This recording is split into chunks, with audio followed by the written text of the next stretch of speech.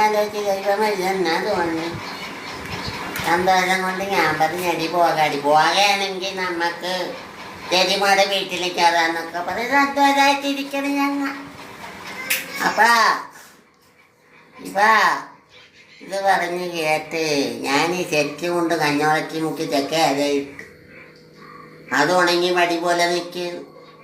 അപ്പോഴാണ് ഞാൻ എന്താ പറഞ്ഞാൽ ആ കുടുംബശ്രീയുടെ കാശ് കൊണ്ടേ കൊടുക്കണമെന്ന്. അങ്ങനെ ഞാൻ കൊടുക്കാൻ കൊണ്ടുപോയി എൻ്റെ തല പോക്കിന് അവിടെ ഇരുന്ന് വർത്താനം പറഞ്ഞ് സമയം വന്നപ്പോൾ 6 മണിയാണ്.